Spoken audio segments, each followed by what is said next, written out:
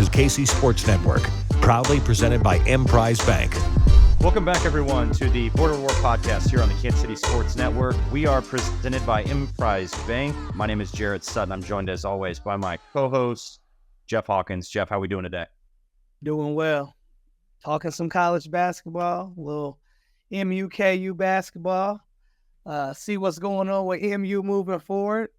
It's a great time. We got the holidays. There's going to be a lot of sports going on during the holidays, so I'm just excited right now. I just don't want it to move too fast because March Madness will be here before we know it. Yeah, we were just saying, man, it's like you look at the non-conference slate and school's got 2-3 games left before Christmas next week. It's just flying by. And yeah, we're going to be talking league play not before too long. Let's jump right in. We got a lot to catch up on. We'll start with just diving into the Mizzou-Kansas matchup. Mizzou loses to Kansas by 9. I would say most Mizzou fans will take this, and just kind of what we just diving into what some fans have said, and a game where easily could have gotten out of hand in terms of Mizzou's deficit in the second half. And they were called their way back and made a respectable late. Had a great start to the game in terms of taking a double-digit lead early on the road, especially in an environment like Allen Fieldhouse. I thought Mizzou's mentality and attitude, there was a fearlessness there I really appreciated. I thought they brought a lot of energy to that first 10 minutes. Sean East was excellent. Nick Honor hit some big shots. And then the lack of, I think, scoring really hit towards the end of that first half. Mizzou went ice cold, really couldn't get anything going.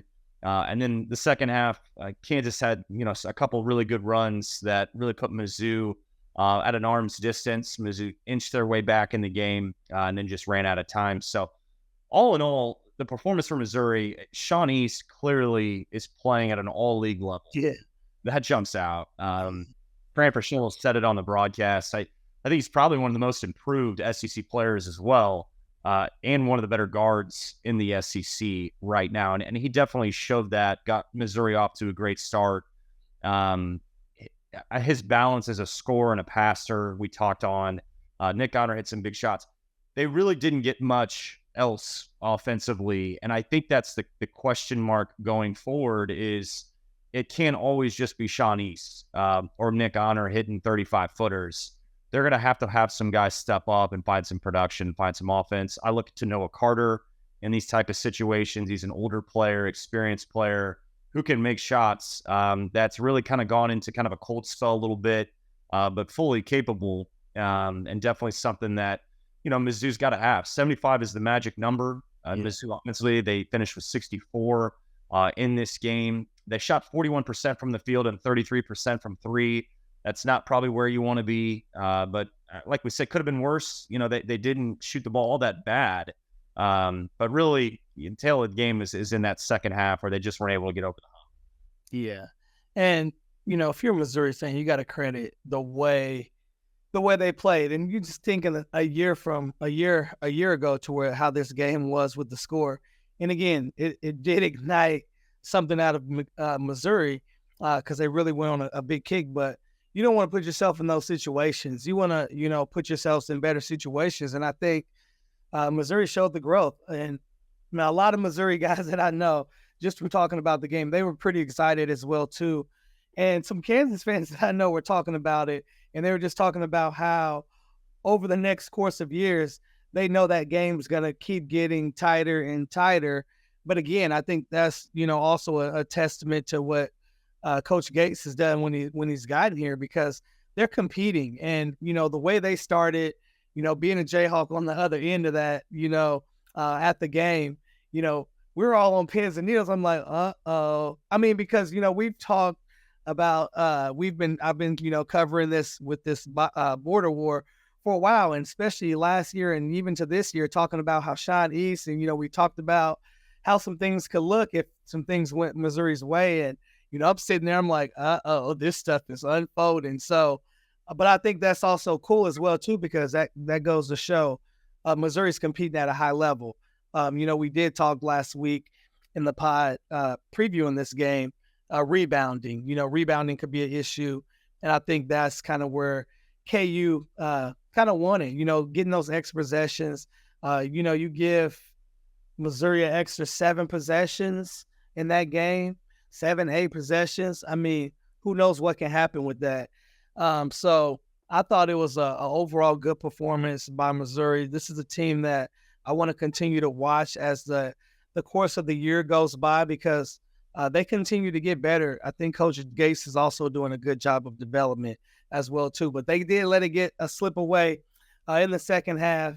And I think, again, giving up those easy points in the paint and with rebounding as well, too, and not hitting shots also, helped out as well, too. But if Missouri can find a way to get a little bit more production, I think Sean East and Nick Honor, they played their butts off. I thought Vanover came in and gave some good minutes as well, too.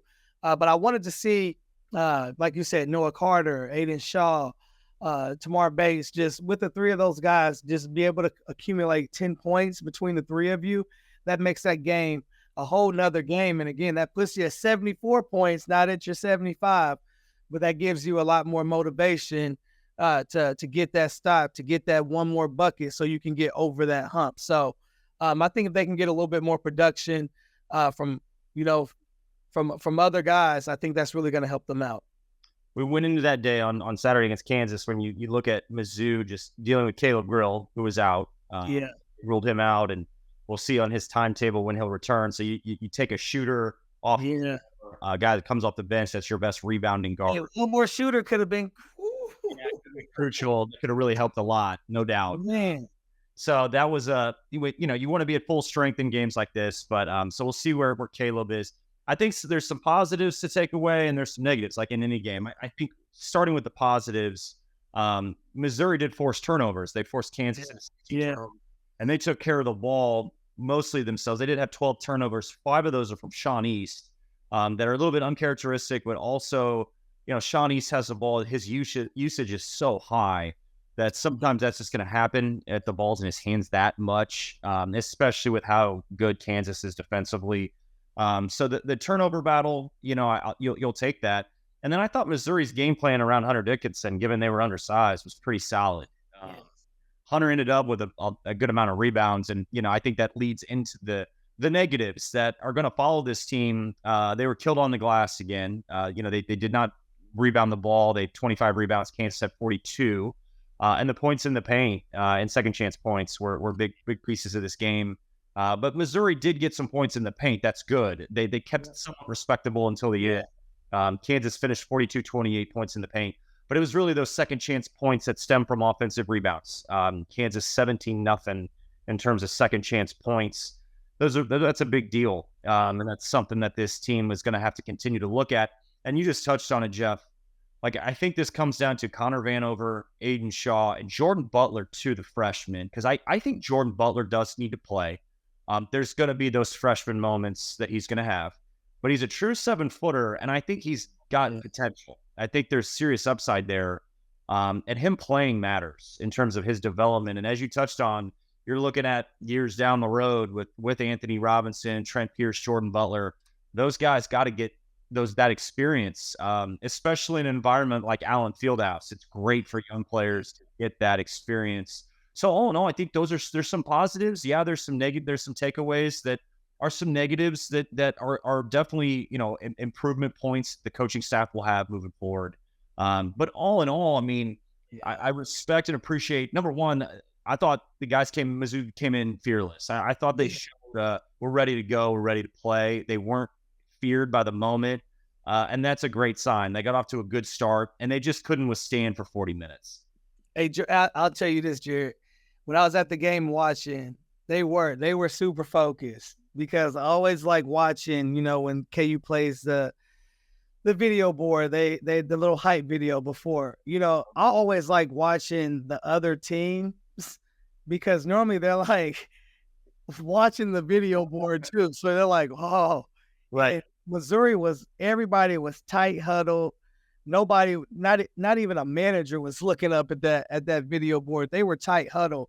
And I think sometimes that can cause an effect when you're in the field house, and they didn't let it cause that didn't cause them one effect. They were they were definitely glued in together. And I think that's what really, triggered, the great start that they had. No question.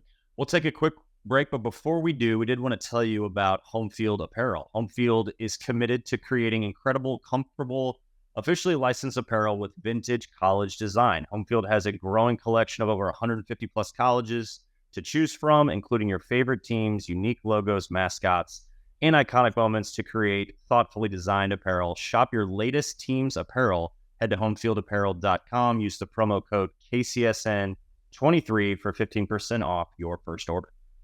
Thanks for listening to KC Sports Network. Make sure you download our new app. Find it on the App Store or Google Play. Just search KC Sports Network.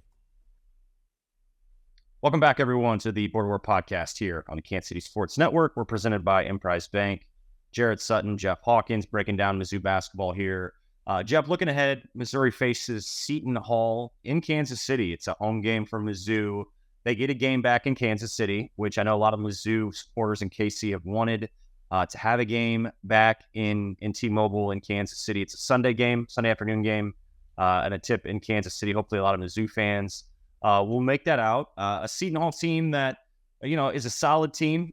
They are kind of going through an up and down year a little bit, but a team that is fully capable to upset you. And, I think there's always that thought after you play a big rival, even if it's a road game and you have a week off here with finals, to create that energy. You're not going to be in your own building. It's a neutral site. But this is an important game for Missouri. If you actually look at their schedule, and their non-con has been much tougher than it was a year ago. Obviously, we just touched on the Kansas game, but after Seton Hall, it's Illinois and bragging rights. And Illinois is playing really good basketball. They're one of the better Big Ten teams right now. Mizzou still does have Central Arkansas at home right before the new year, and then it's SEC play.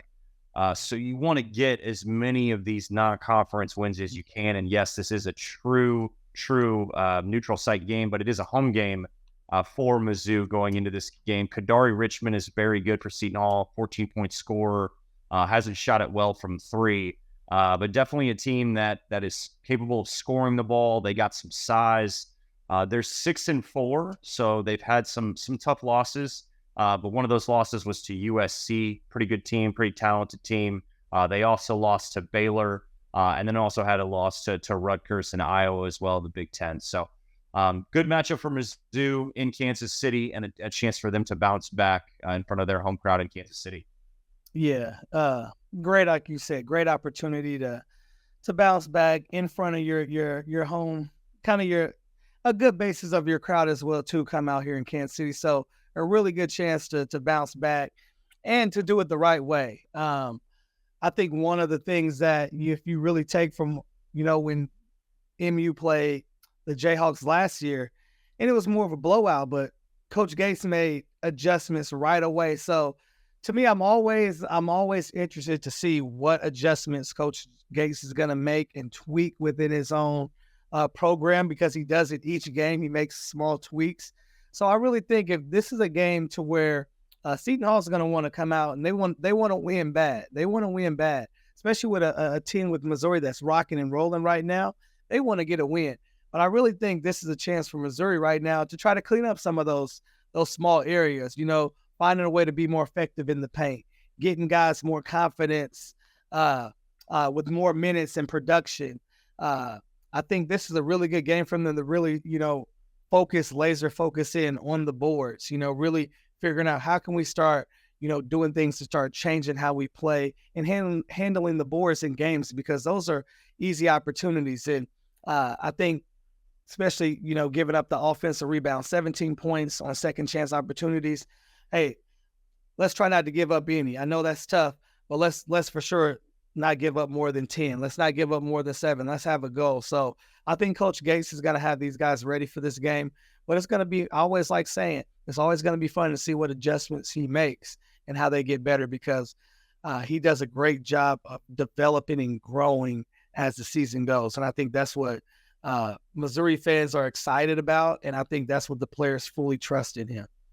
I think a big area, too, for Mizzou to watch for, and I think an area they got to get back to, is playing faster in transition and not being in a hurry not rushing and taking bad shots, because shot selection is important, but really trying to make it easier for themselves as an undersized team. Because I even looking back to last year, just how Coach Gates wants to play, playing with some pace and playing fast, I think is important for this type of team, especially when you have a guy like Aiden Shaw and Tamar Bates, who are two great athletes, that need to be more aggressive. Tamar Bates is fully capable athletically. This, Jeff. We touched on these guys. They're Kansas City guys. Yeah. They need to be adding more if they can to, number one, even just get to the free throw line with how athletic they are. Missouri only shot 13 free throws against Kansas, and a lot of that just has to do with just getting stagnant, and depending solely on Sean East or Nick Honor, or playing in the post with Noah Carter, and it gets very stagnant. And I think playing with a little bit more pace and tempo could help open up some of these angles where you're just aggressive downhill, opening up the floor a little bit more. And yes, the half court continue to be tweaked, but just playing a little bit more tempo. And I also think that'll open up some 3-point shooting too. Paint touch, get a little bit more of a rhythm with the shooting. They were 7 of 21 from 3, not bad, 33%, but I think they always want to see that volume in threes, because they know they got to make threes. That's how their style of play wins as an undersized team. And then defensively, forcing turnovers, getting steals, really important for this team moving forward to just play their brand of basketball. Yeah. And like you said, getting to the free throw line helps out with a lot of that. And that's going to solve, to me, a lot of the issues. Because if you're getting to the free throw line, they're playing aggressive. They're getting those paint touches. They're attacking the rim. And if they're not getting those paint touches or attacking the rim, they're doing everything they can. The defense is just out of control and fouling. So I think like you said, that's another area that they can definitely clean up, because if they're just putting their focus on, hey, let's get to the free throw line, when you're getting to the free throw line, it's because you're all on aggressive mode. And I think that's another mode that if the Tigers can get to that mode, I think it's going to make things so much easier. Those shooters are going to have, just a little bit more time to get ready to shoot, because everybody's sucking in on that hard-nosed, aggressive offensive mindset. So if they can continue to focus on those little things and try to get better on those little things, I think they're going to be on a right trajectory. I do. I really do. You look to, you mentioned Connor Vanover. I think he's a really interesting to this team. Obviously, his size at 7'4", and you saw him live too, Jeff, with it game. Yeah, I think the challenge that Coach Gates always, it seems like when he's on Connor, it's for two things. If you can't block a shot, be a factor. Use your length. You should alter some things, and then coming up with rebounds. If you're playing 18 minutes, you can't get 2 rebounds at that size. And I think that's some Coach Gates probably thought about a lot, because obviously he wants to address the glass. He's addressed size and how he's put this roster together. He's addressed athleticism, and they're still getting beat on the glass. And I think that's an area, and it leads to these second chance points you're talking about. And it's not just the Kansas game. This has happened now a few times throughout the non-conference slate, and it's going to be the same way in SEC play. You're going to go up against size, athleticism, and length. And if Connor Vanover's not going to rebound the ball, he's going to go to Jordan Butler. And then can Jordan Butler embrace the opportunity as a freshman? He's going to play Aiden Shaw in some small ball 5 lineups, and Aiden's going to have to prove that he can rebound the ball. Aiden played 22 minutes and just came up with 3 rebounds. So I think the coaching point to this is he's given guys opportunity to earn more minutes, but it's going to come down to, I think, rebounding the ball, especially if you're at that 4 and 5 where you have to be an impact on the glass. And I don't think, I Noah Carter, Tamar Bates, those guys got to rebound too. That huge speed. Now, Noah Carter's probably going to rebound the ball. He's been pretty solid as a rebounder. They just need more. We just touched on, they need a little bit more in terms of scoring. They definitely need more from rebounding, and it's by committee, and guys got to commit themselves to the glass. Yeah. Bench needs to step up, obviously. And like you talked about it, if you just look, there's minutes to be taken. I'm sure Coach Gates doesn't want to play Shawnee's 39 minutes every game. I'm sure he doesn't want to do that. Now, I'm pretty sure he will if he has to, but there's minutes out there for grabbing. The easy way you can do it is just go rebound.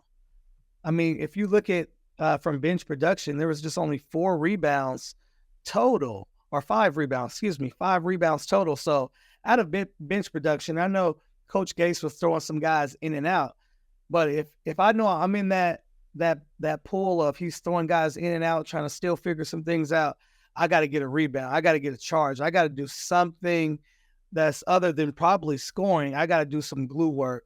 And I think if those guys can find out, where they can do that glue work, because if you're doing that glue work, you're going to always find yourself around the ball. A rebound's going to come to you. You're going to get a deflection. Something's going to happen positively. But I think if those guys can figure out, those guys on the bench right now that can figure out where can I be effective at, I think that'll really help the team out. Give Sean East, Nick Honor some good breathers when they really need to, so they can be able to go at more of a high rate rather than having to fight through some tiredness. I think that'll really help them out. You look at this team this time last year. They got spacked pretty good at home against Kansas, and then they became a different team after that. They rattled off some big time wins. They blew out Illinois in bragging rights, and then blew out Kentucky to start league play. And all of a sudden, their trajectory in their season changed significantly. So I would, you always hear like, oh, you learn from it, but Coach Gates has had a track record of taking non-conference losses and changing how his team plays. He did it at Cleveland State a lot. Yeah. So you look at where his team, Seton Hall at home on Sunday, then they go Illinois in bragging rights. They have one more home game, and then it's league play. Let's see how this team responds, because this is something I'm really curious, because Coach Gates has done this many times, but can he press the right buttons? This is all practice and repetition, and getting those game reps, practice reps, confidence, and guys stepping into roles. It can take some time. But here we are. It's December. It's time to start going. And we'll see how this team responds. So we'll dive back into it next here in a couple of weeks. We'll take a break for Christmas, but some big games ahead, Jeff. For Mizzou. Hopefully they can respond. Good luck to your Seton Hall Raiders tonight. I know you got a game tonight, Friday Night Lights. Yes, sir. Oops in KC. And have a great holiday and a Merry Christmas to you and your family as well. Thanks, and Merry Christmas to all.